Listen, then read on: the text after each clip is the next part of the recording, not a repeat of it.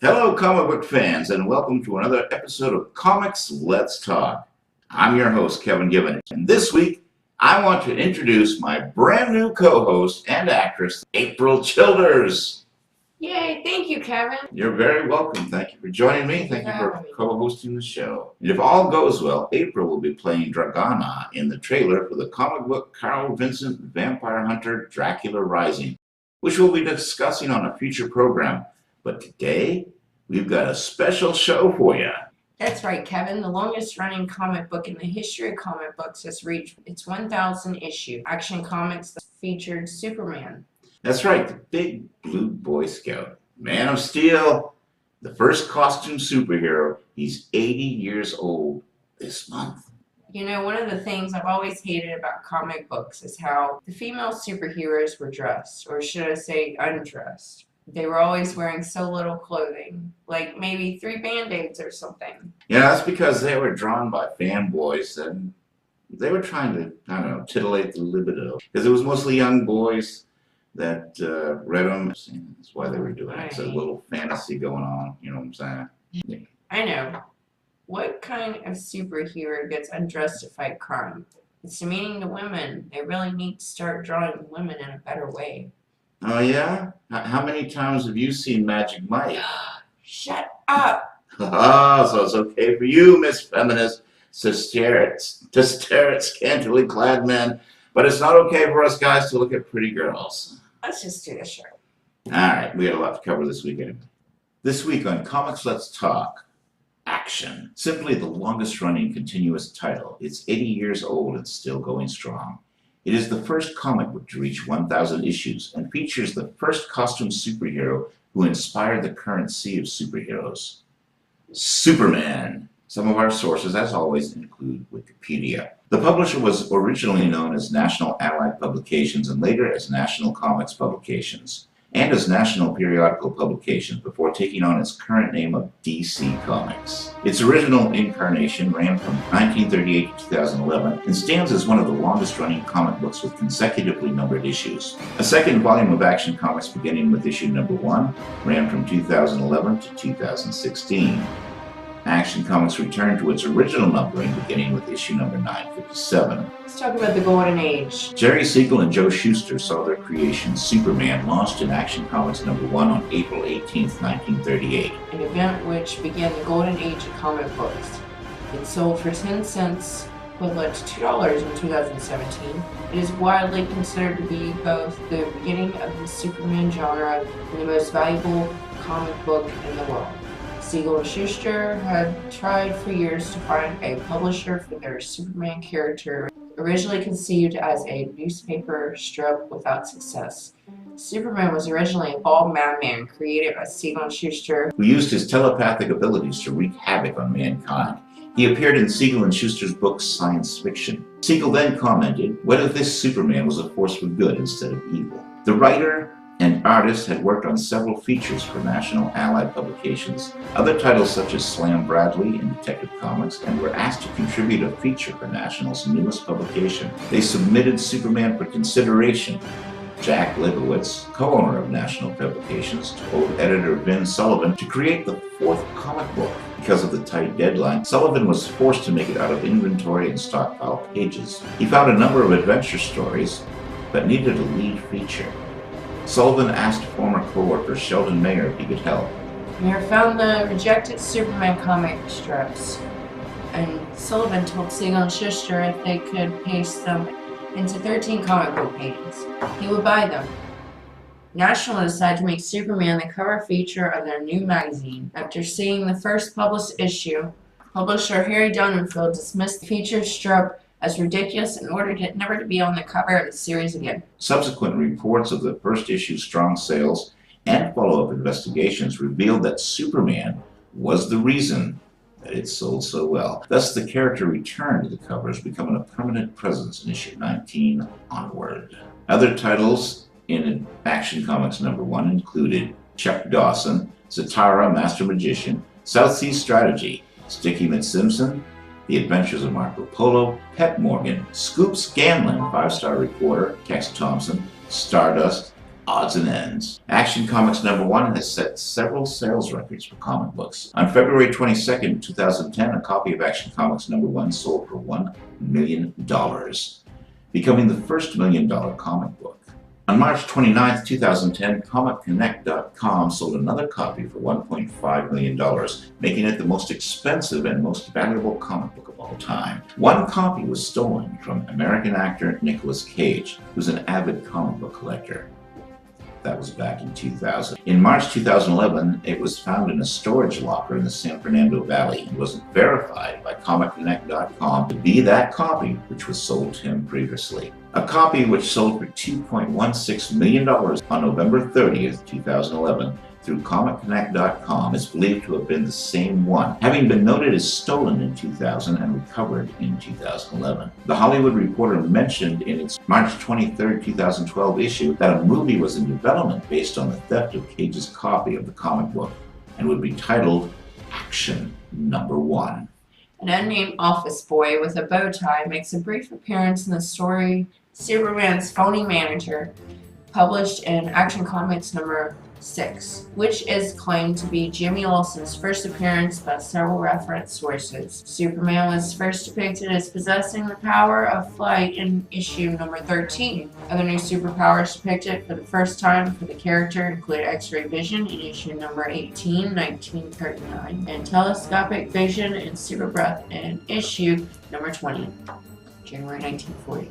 Luthor, a villain who would later become Superman's archenemy, was introduced in issue #23. The original Toyman was created by writer John Cameron and artist Ed DeBrocca, issue #64. By 1942, artist Wayne Boring had previously been one of Shuster's assistants, had become a major artist on Superman. Now let's head into the Silver Age. Under editor Mort Eisinger, Action Comics titles saw further expansion of the Superman mythology. Writer Jerry Coleman and Wayne Boring created the Fortress of Solitude in issue #241.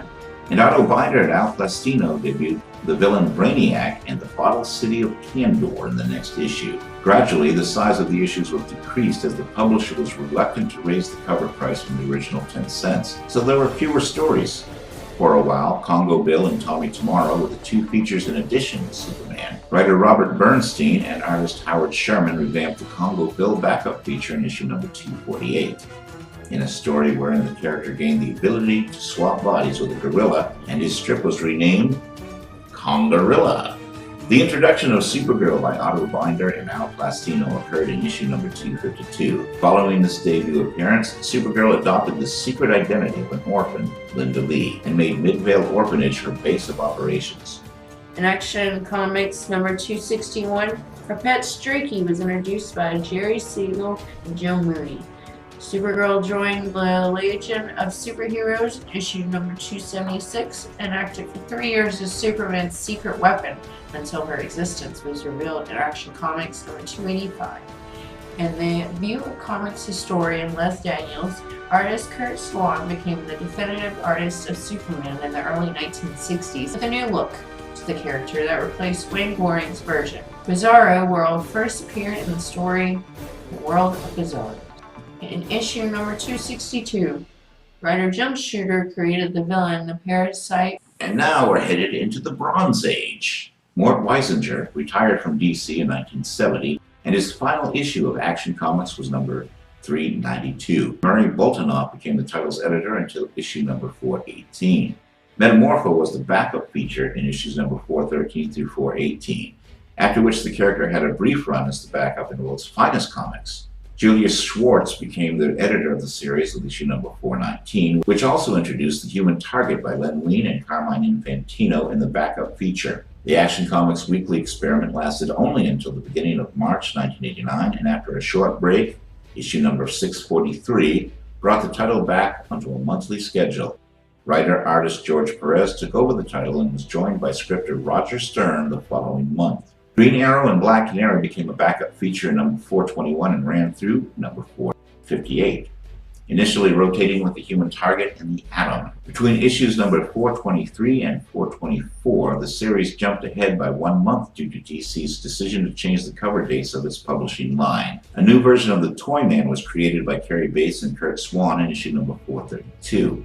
Issues number 437 and 443 of the series were in the 100-page super spectacular format. Martin Pascoe wrote issue number 500, which featured a history of the Superman canon as it existed at the time and was published in the Dollar Comics format. The superheroine Vixen made her first appearance in Action Comics number 521.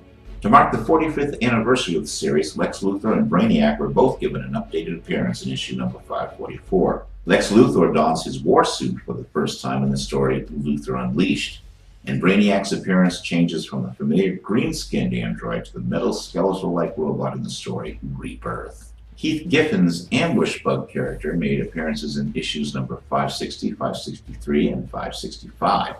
Action Comics number 579, written by Jean-Marc Lofficer and drawn by Giffen, featured an homage to Asterix, where Superman and Jimmy Olsen are drawn back in time to a small village of indomitable Gauls. Schwartz ended his run as editor of the series with number 583, September of '86, and that featured the second part of Whatever Happened to the Man of Tomorrow story by Alan Moore and Kurt Swan.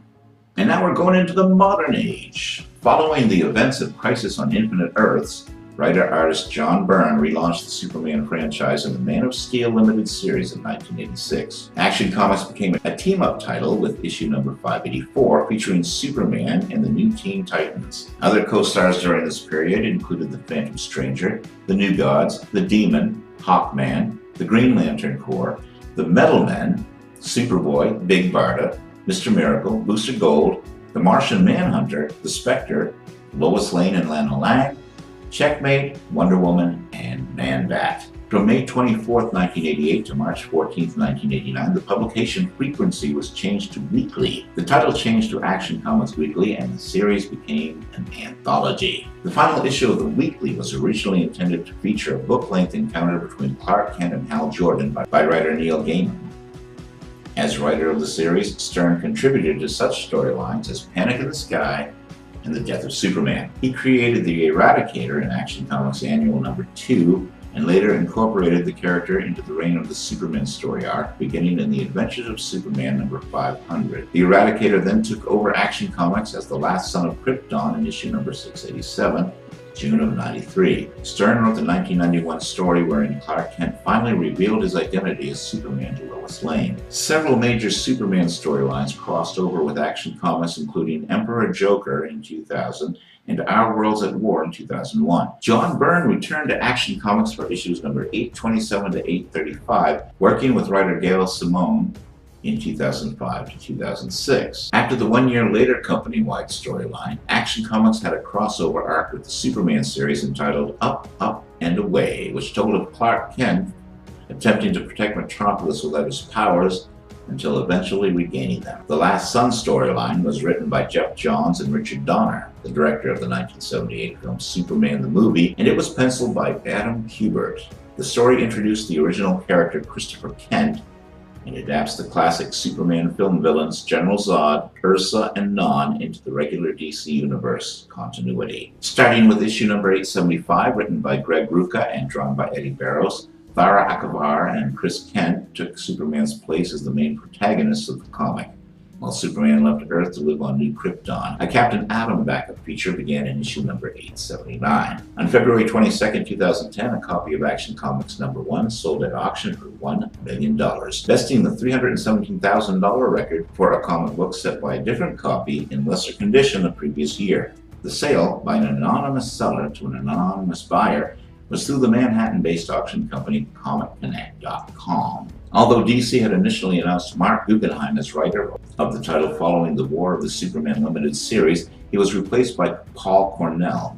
Cornell featured Lex Luthor as the main character in Action Comics from issues number 890 to 900, and Death appeared in issue number 894 with the agreement of the character's creator, Neil Gaiman. In April 2011, the 900th issue of Action Comics was released. It served as a conclusion for Luthor's Black Ring storyline and a continuation for the Reign of Doomsday storyline. The final issue of the original series was Action Comics number 904. We're going to get into the new 52. The title was relaunched from issue number 1 as part of 2011's The New 52 by the creative team of writer Grant Morrison and artist Rag Morales. As with all of the books associated with the DC relaunch, Clark Kent appears to be about 5 years younger than the previous incarnation of the character, where it would focus on the early days of Superman's career, whereas the main series would focus on the present. Superheroes at large have appeared only in the past 5 years and are viewed with, at best, suspicion and at worst, outright hostility. The storyline in Action Comics takes place about a year before the events of Justice League #1 and was referred to by DC co-publisher Dan Didio as DC Universe Year Zero, while JL operates as Year 1. The Man of Steel is not yet trusted by the citizens of Metropolis and wears a basic costume consisting of a caped t-shirt, jeans, and work boots. The first issue has had 5 printings as of March 2012. The first story arc of the relaunched series, entitled Superman and the Men of Steel for the Collected Edition, begins very early in Superman's career as he starts making a name for himself as a champion of the oppressed in Metropolis. He captures the attention of the military and scientist Lex Luthor, who are both interested in testing his capabilities, as well as discovering what kind of threat he represents. Following the completion of Morrison's storyline, writer Andy Diggle and artist Tony Gagnon became the new creative team on the title with issue number 19. Where, unlike the previous issues, the setting for the Action Comics series would now take place in the present, Diggle announced his resignation as the writer of the series shortly before the first issue went on sale. Diggle left the title with only 1 issue completed, with Daniel taking on full scripting and art duties for the 2 following issues, completing the 3-part story arc, Hybrid. Scott Lobdell wrote the series after Diggle and Daniel's departure. Writer Greg Pak and artist Aaron Kuder became the new creative team on the series with issue number 25 in January 2014. This series concluded with issue number 52 in July of 2016, which was part of the Final Days of Superman storyline, which depicted the death of the New 52 version of Superman. DC Rebirth. As part of DC Comics, DC Rebirth will relaunch in June of 2016. Action Comics reverted to its original numbering, beginning with Action Comics number 957, with the series shipping twice monthly. The series, written by Dan Jurgens, serves as a continuation of the comic book series Superman, Lois and Clark, which featured the pre-Flashpoint Superman alongside his wife, Lois Lane, and their son, Jonathan Kent. The Library of Congress hosting a discussion with Dan Jurgens and Paul Levitz for Superman's 80th anniversary and the 1000th issue of Action Comics. For the series' 1000th issue, released on April 18, 2018, the 80th anniversary of the premiere issue, DC returned Superman back to his traditional costume with the red trunks and yellow belt. Action Comics number 1000 collects the regular cover, blank variant cover, 8 covers spanning 8 decades from the 1930s to the 2000s, and 19 other variant covers from variant artists. Also a hardcover Action Comics 80 Years of Superman Deluxe Edition. Brian Michael Bendis will become the new writer for the Action Comics series, starting with issue 1001. Let's look at publication changes and special numbering. In number of issues, Action Comics is the longest-running DC Comics series, followed by Detective Comics. A departure from a strict monthly schedule was 4 giant-sized Supergirl reprint issues, published as a 13th issue annually. Issues number 334, 347, 360, and 373. Action Comics has not had an uninterrupted run, having been on a 3-month hiatus on 2 separate occasions. The first of these occurred during the summer of '86 with issue number 583 bearing a cover date of September, and issue number 584 listing January 1987. The regular Superman titles were suspended during this period to allow for the publication of John Byrne's 6-issue The Man of Steel Limited Series. Publication was again suspended between issues number 686 and 687, following the death of Superman and Funeral for a Friend storylines, before Action Comics returned in June 1993 with the Reign of the Superman arc. The series was published weekly from May 24, 1988 to March 14, 1989. The temporarily increased frequency of issues allowed Action Comics to further surpass the older Detective Comics in the number of individual issues published. It originally passed Detective Comics in the 1970s, when that series was bi-monthly for a number of years. This change lasted from issues number 601 to 642. During this time, Superman appeared only in a 2-page story per issue, but he was still the only character to appear in every issue of the series. On June 1st, 2011, it was announced that all series taking place within the shared DC universe would be either canceled or relaunched with new #1 issues after a new continuity was created in the wake of the Flashpoint event. Although being DC's longest-running series, having reached issue number 904 at the end of its initial run, Action Comics was no exception, and the first issue of the new series was released on September 7th, 2011. In February 2016, it was announced that as part of the DC Rebirth relaunch, Action Comics would resume its original numbering system, starting with issue number 957 in August of 2016, and it shipped on a twice-monthly schedule. And that was our look at the history of Action Comics. I'm Kevin Gibbon. I'm April Childers, and this has been the best birthday ever, everyone. That's right, it's April's birthday today. Yay, April! I'm 18. I'm 31. She's sweet 18 plus 10, or no, plus 6, something like that. I don't know. Anyway, 18, 28, 29, 31. 38. Plus, I can't, my math skills are bad. Anyway, that was our show, Comics Let's Talk. Kevin Gibbon. April Childers. Saying, Keep reading those comics.